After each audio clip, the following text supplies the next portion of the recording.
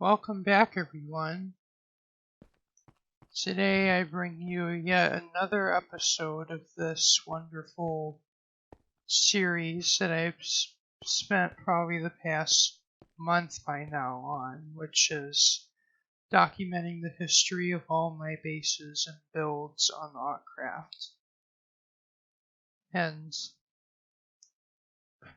kind of a recap of the previous episode, we talked about one of my biggest projects that I've undertaken, well, probably the first of many very big projects.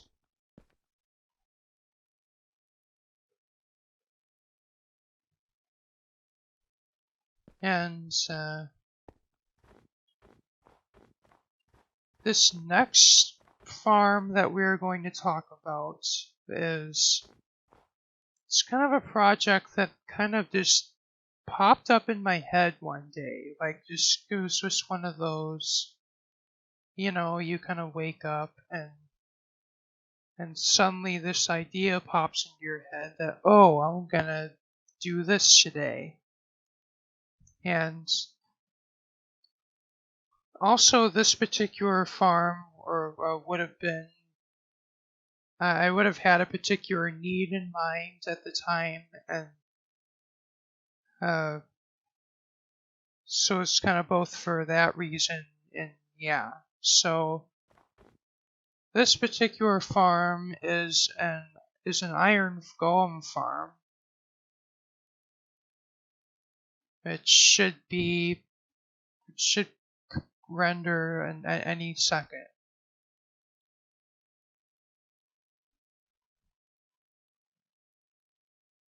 Anyway, here we are once this loads in.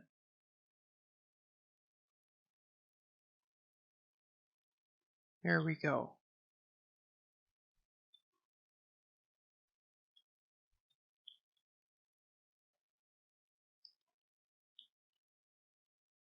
So, as you can see, we're staring at, well, what remains of a just a giant iron farm that I had built. And this would have had 4 of these towers, but at one point I started demolishing one of them and I never finished demolishing the whole farm, but at this point it's been just left in this state. And so anyway, how this started out, well, how this came about was there was this one player who wanted to build an item sorter, like for their storage system, kind of like what I did in the 5th base. And this project would have taken place around the same time.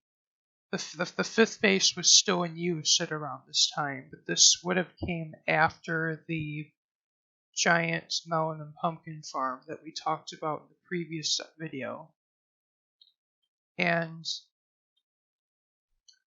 so what happened is this one player asks in chats, or I think talks about them something about them wanting to build a auto sorter, and of course naturally I jumped on this because that's right up my alley with redstone and automation in survival Minecraft especially. And basically I told this player that I was going to build this for them, but at the time I had no really good way of getting iron, or enough iron to craft like a few hundred hoppers without mining it. So I decided, kind of for both that reason and because I really wanted an iron farm, and this was after the change of the economy on Autcraft, where you can no longer buy iron. So I decided that, hey, I'm just gonna build an iron farm, and of course a big one at that.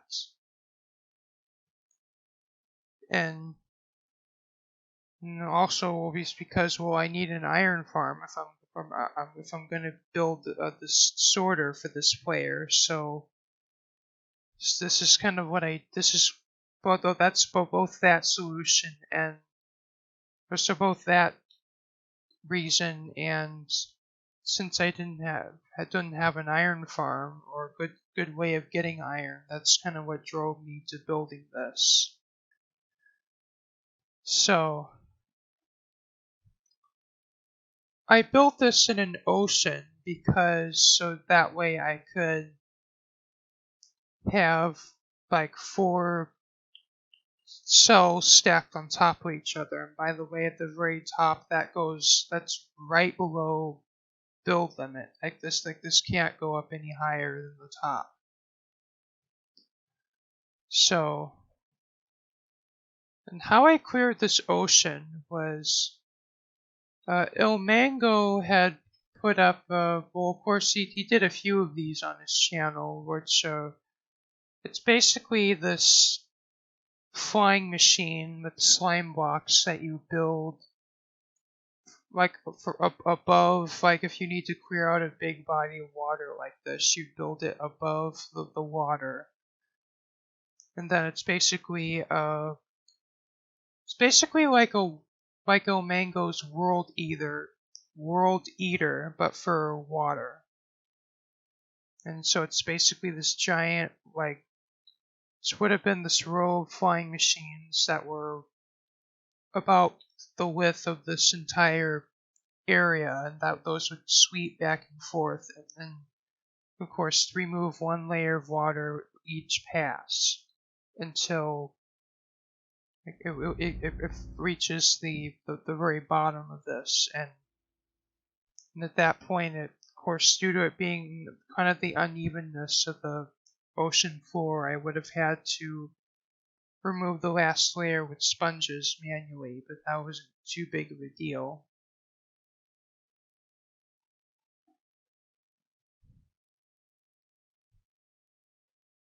And that process, that alone, probably took probably close to maybe 2 or 3 days, because I would have also had to build these walls here to kind of hold out the water.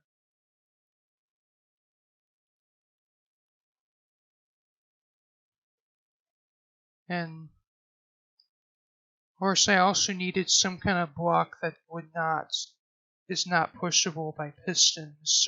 And this was before the glazed terracotta blocks. So since we had access to lots of emeralds thanks to my other farm, I was able to just buy a ton of wood and redstone, and basically I used note blocks for that. When I could have used furnaces, but I guess I decided to use note blocks for some reason. So the next step of building this farm would have came in the form of a villager spawner that I was lucky enough. Well, I was lucky enough to find. I believe it was a zombie dungeon, and like this close by, and of course I then built this minecart track down here, and it kind of made it so that like you could push a minecart down, and then it would pick up the villager and then come back up the track. And basically I would have kind of AFK'd here until the villagers would spawn, and then I would send them up the track. Oh, before that I would have first built those towers. And of course this was before this was before 1.14, and Well, there are some more efficient iron farm designs, such as the Iron Phoenix and I think before it was like the Iron Trench, and well, and I guess on the less extreme end of things, there were some smaller, some other iron farms, but of course I opted for the old classic uh, spawning towers that Doc M. I'm not sure if I don't remember if he invented them or if he popularized them, but uh, of course it's like ever since he made that video a long time ago, these kind of designs became basically kind of the norm for iron farms, or at least those who don't build crazy ones like the Iron Phoenix. And so I basically built all four of these towers, and then I built that spawner, and then I carted villagers up to each one. And I think I would have just done the top ones first, and then went down a level, did those four, and then down a level until I got all of them populated. And this would have taken around 12 villagers per cell, although I think at the time I put 4 of them in, and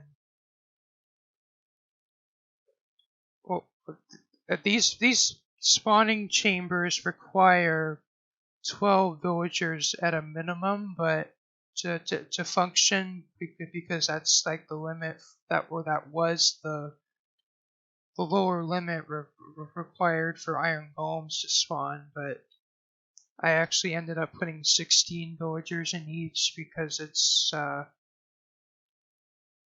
I find it's like the villagers tend to breed in the cells, and they would get up to like 4 in each of the 4 pockets, so then I guess I just kind of fully populated them.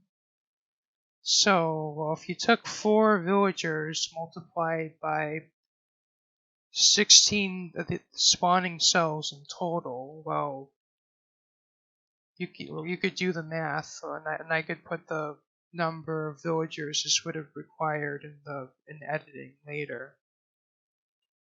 And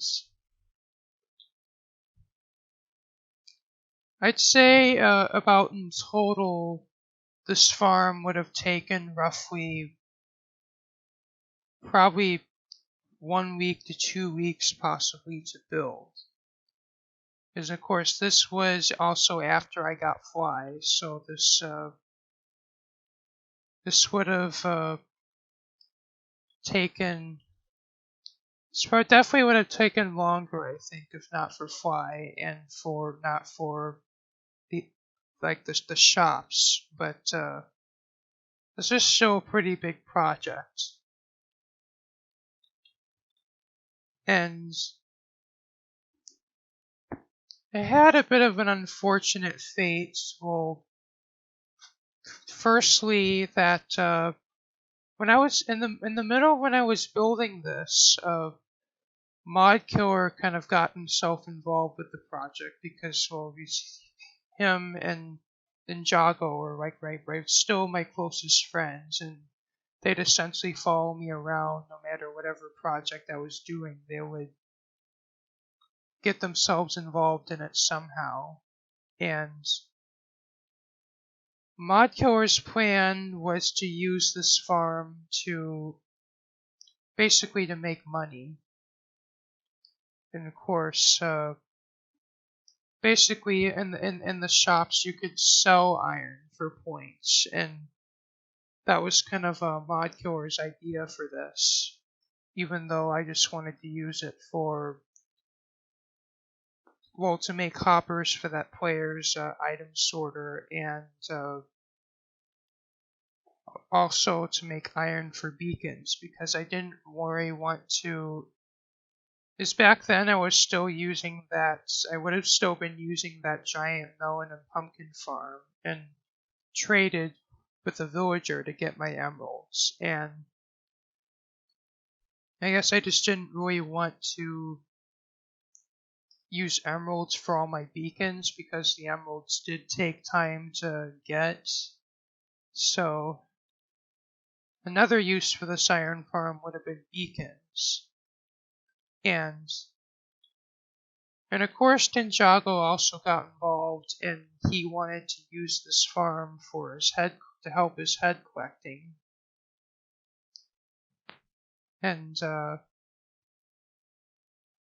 but kind of one of the unfortunate part of that is Modkiller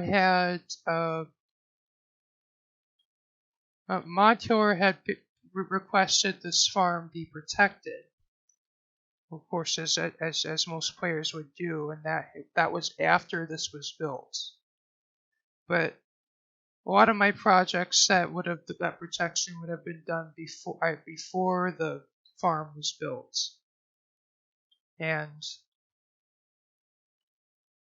so basically the first time it got protected, I think Ninjago and Modkiller are under protection, but I was not on the protection. And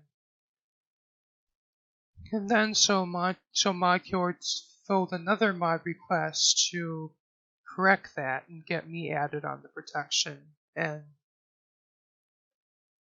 well, that's where things kind of got interesting.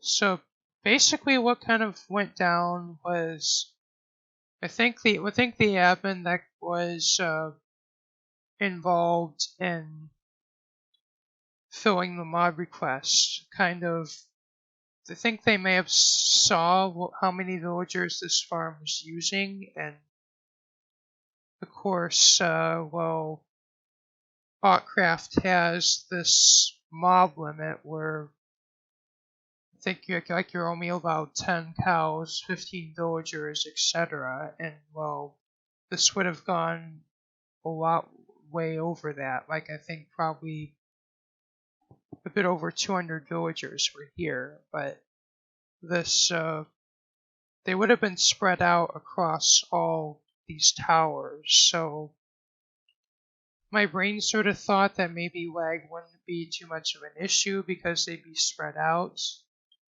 But kind of what ended up happening was basically the admin was like, that you have too many villagers here, remove a bunch of them, and basically that ended up we ended up kind of basically taking the top 3 cells out of action, while just by leaving all the bottom ones, and the farm was kind of left in that state for a little while, but I don't know why, but for some reason later those villagers were killed. And also coming back to this, I'm not sure, but this tower actually has villagers in it still. Or at least the bottom 2 have villagers. And I don't remember if this would have been me trying to get the farm back in operation, or maybe Modkiller and Ninjago would have done this, but I think it might have been me. But so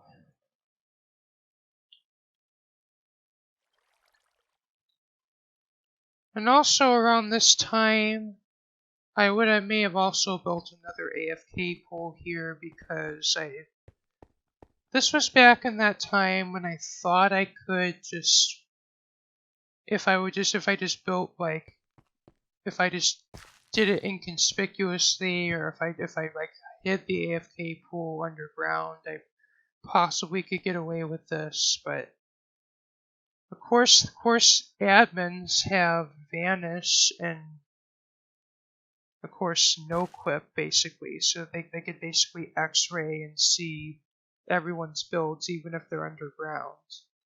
And basically it was kind of that, and well, what was mostly the villager cap, but of course that AFK pool being discovered by the admin didn't help either. And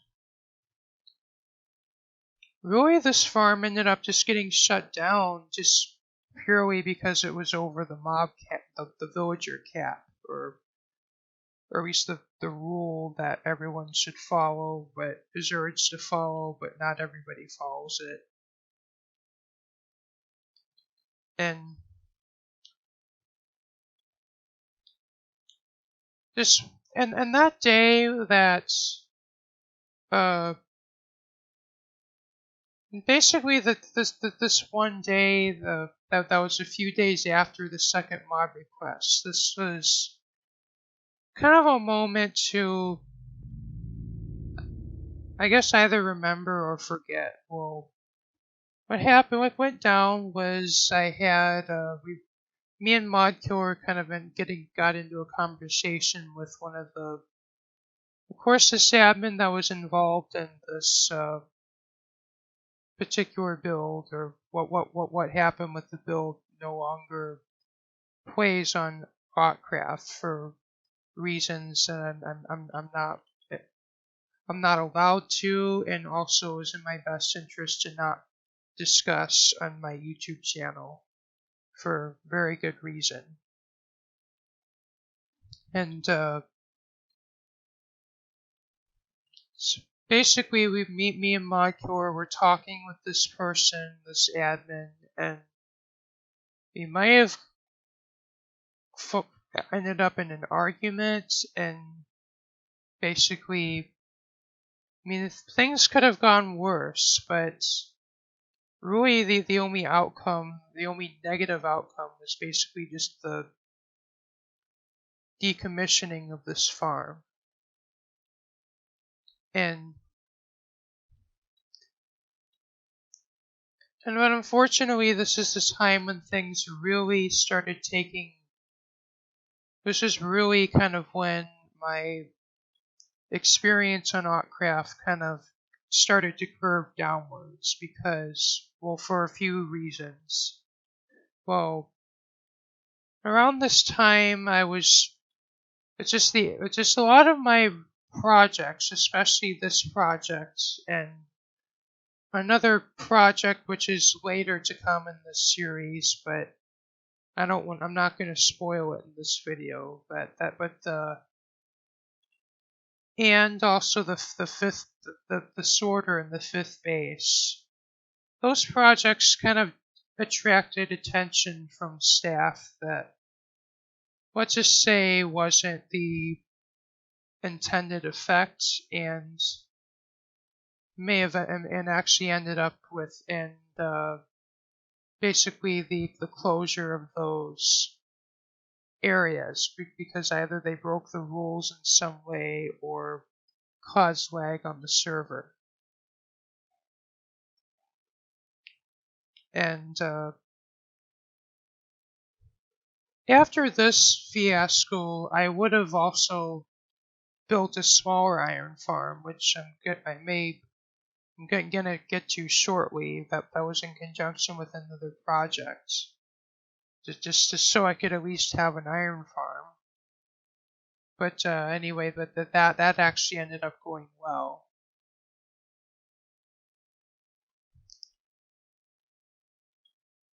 But at this time, I just kind of, well, I did move on from this project. I was still just rather upset that it just had to have the outcome that it did because of the work I put into it. But at the time, I just kind of was like, well, you win some, you lose some, and I just kind of moved on to the next project after this. That's really all I have to talk about this particular build. Well, let's move on to at least one more build, just to probably end the video off a bit more of a positive note.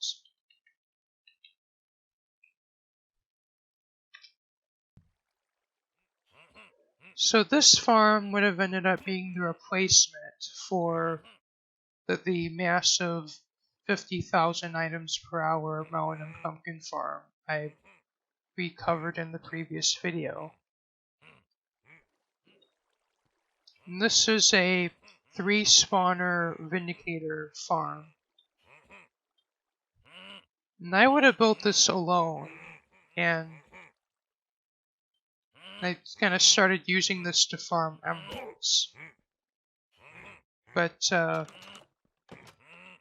at one point, Ninjago actually found this, and of course he ended up claiming it. And this kind of became one of his farms. And I mean, technically he still shares it with me in Mod Killer, but this was around the time when Mod Killer and Ninjago still weren't getting along, and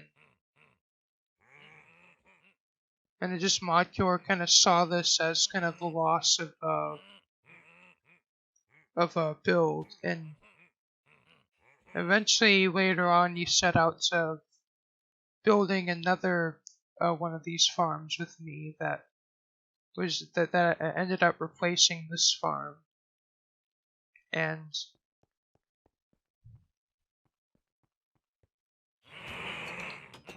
I actually put up a video about this farm on my channel before, and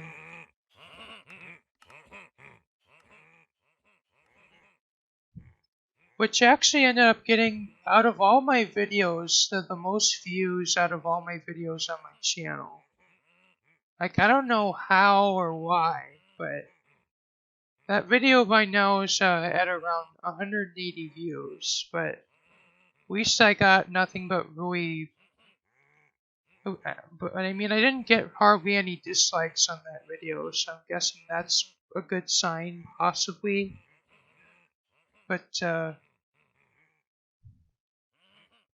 anyway, this is basically the farm that replaced the melon and pumpkin farm, and this was when I finally switched over to vindicator farming to get my emeralds. And by this point, I finally have learned my lesson about AFK machines, never to build them again. But by this point, I kind of had devised a different kind of solution. Well, basically what this was is a timer that basically I would stand here on a pressure plate, which would have been above this block here, and that basically would activate this big hopper timer. And basically, about every 13 minutes or so, this would have basically triggered a basically like an alarm that would sound every 13 minutes or so. That would let me know that in 2 more minutes I'd be AFK kicked and to kill the vindicators, basically. And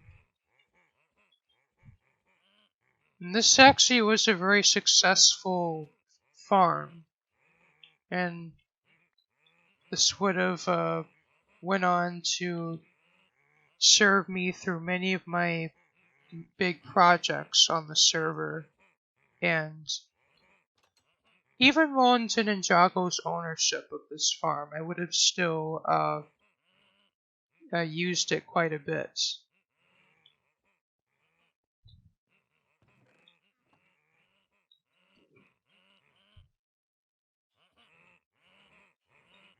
And of course, later on in this build's life, I would have also added an iron golem farm.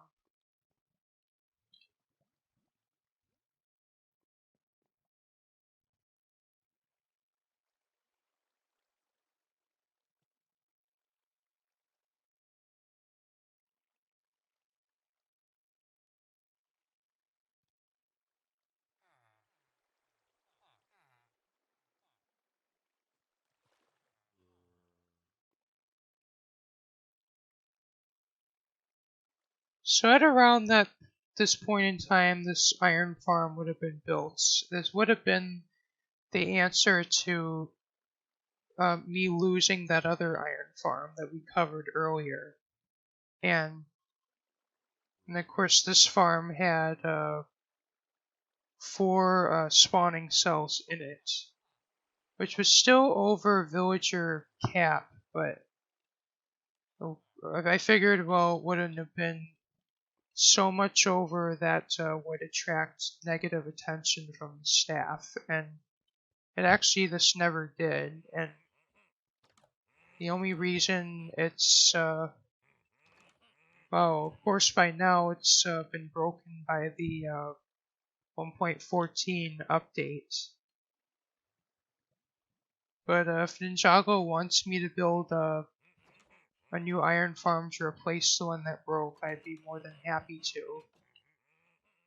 Because I'm more than likely gonna use that design that I built on ACO that's by Grinben. And actually, when I finish this series, I'm possibly also going to do a series like this, but about my history on ACO, and possibly I might do a world tour there as well, because it's I haven't done my last one since Atlantis, and or at least over there, and I'm sure a lot of my viewers would like to see that video, or at least would appreciate it. Although,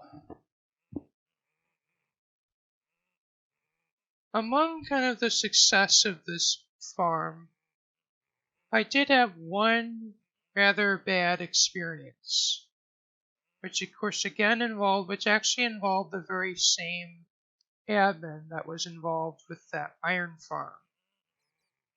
And what happened was, I was just kind of here at my farm minding my own business, and I was kind of farming emeralds here, and then at one point I may have brought up in chat about I may have kind of bragged about this farm and how I could AFK at it and get tons of emeralds. And I don't remember how the conversation progressed to this point, but at some point that admin jumped in with no AFKing isn't allowed or whatever, and then I may have gotten into an argument about, well, there's no AFK pools here. I'm just using the farm while I'm watching YouTube videos or whatever, and then it I don't remember how the conversation went on from here, but we might have think the argument just continued to deteriorate from there, and then after a while things were fine, but get out of here.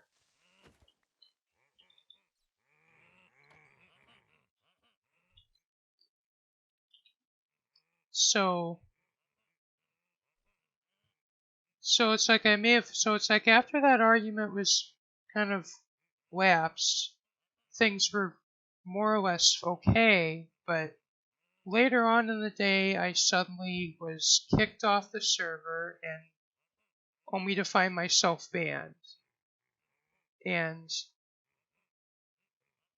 basically, of course, I was on the ACO Discord at this time. This would have happened when I was on Autcraft Obsidian, but well, basically, what went down was I got an ultimatum from this admin stating that I was to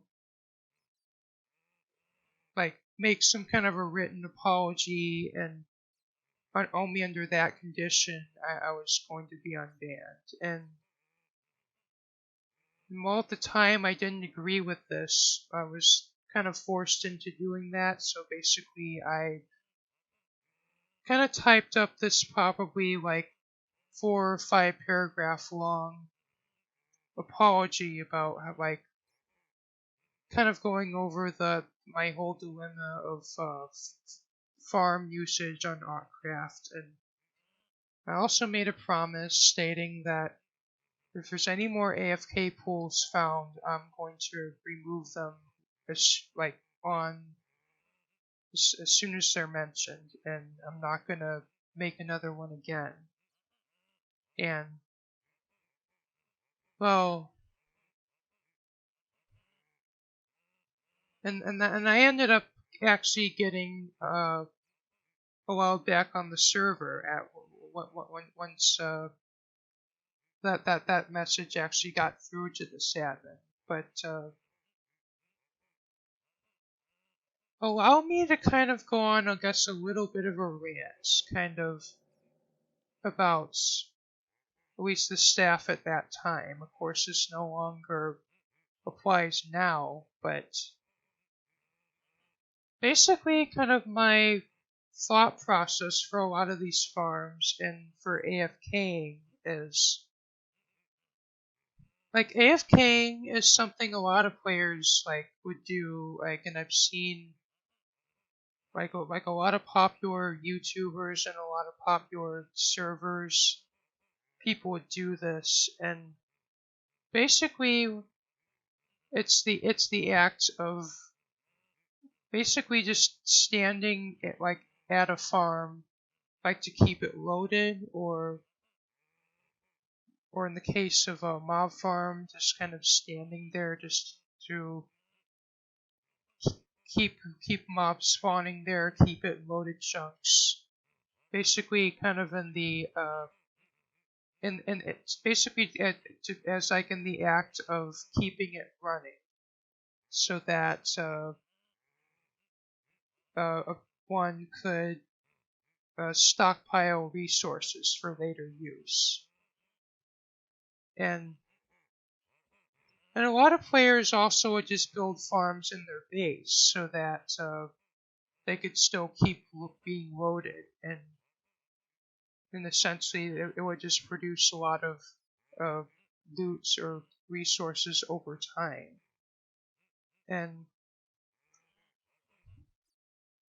a lot of these farms, I didn't necessarily have that option, or at least any farm that required a spawner, or any farm that required to be built in a certain biome, or in the case of witch farms or slime farms. Of course, those would have to be built in a slime chunk, and it's like, and at this point, since a lot of my farms were of a very large scale, I would have built them away from my base. And so if I wanted to AFK at these farms, I would have to AFK myself there. And of course, after getting caught using AFK machines, I settled for instead the approach of I would just kind of stand AFK, but I would not leave my computer, and instead I would just pull up YouTube or kind of just do other things while my game is still running. And then every now and again, like probably every 10 minutes or so, I would just manually refresh I would just manually refresh the AFK kicks so I don't get AFK kicks. And this, but this was still kind of a gray area amongst at least with some of the staff. Like some staff kind of were okay, like as long as you're not like clearly clearly breaking the rules, or if you were not causing lag on the server or whatever. But some staff actually expected you to follow the rules exactly as they're worded, and if you don't follow the rules as they're worded, you're still you're still considered an offender in their eyes. And of course, they were very strict about that. And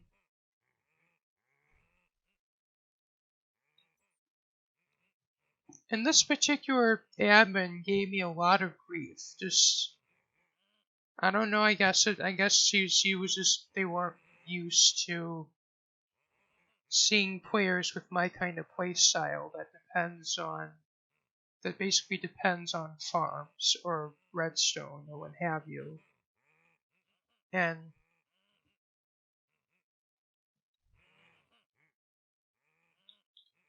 in my entire history on Autcraft, I think, only received 3 bans. Of course, so the first one being that of course, the first ban being that whole dilemma with that involving the second base spike way early on in the series, and second ban was this, where I was just simply banned over talking about this farm, but the farm never ended up getting shut down. I was still able to keep using it, but and of course, third ban is something we're yet to cover in the series, but it really kind of struck me as unfair because I was the player who they would always target, but yet there were other players who also had large scale farms and even went as far as to make a lot of public farms for the server. But of course, they were never targeted, or maybe they actually followed the rules. I don't really know, but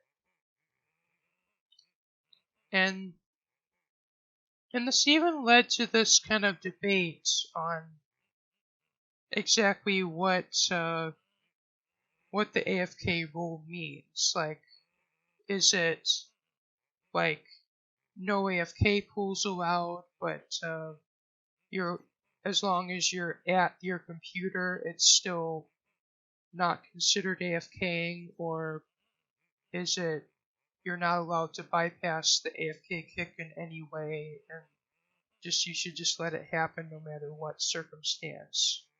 But the problem is, it's like the staff were just divided on this. Like, I don't really recall asking other admins about this, but at least that particular admin that was involved in this, they were very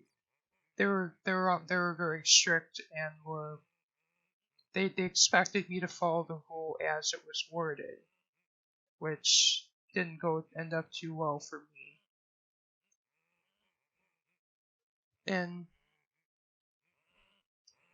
of course, things are a lot better by now. Like, Autcraft since then had kind of like some older staff had left, and we got newer admins now, and at least by now it's like the staff has gotten a lot more fair. Like, at least from my understanding, they enforce the rules equally, like between each admin now, and at least that's been improved. And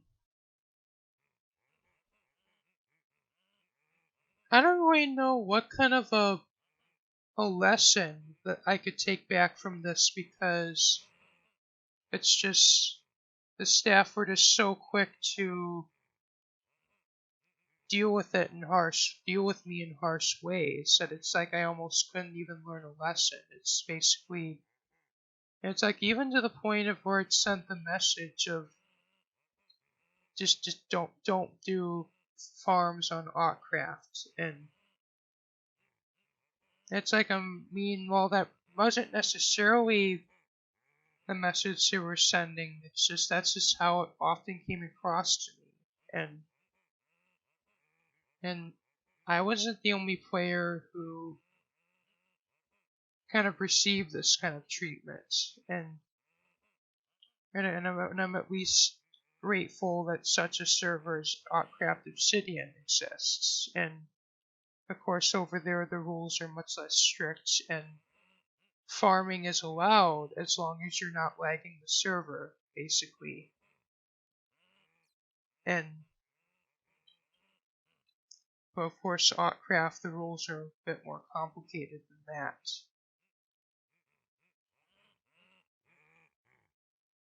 So it's kind of all I have to go over for this particular video, but first looking back, I mean, I could have probably done these farms, like I could have gone smaller scale, and possibly it wouldn't have attracted the attention they have, and you know, but it's like I wasn't the only player to have built farms like this, and kind of for that reason, it just came across as unfair to me, like how the admins are treating me. And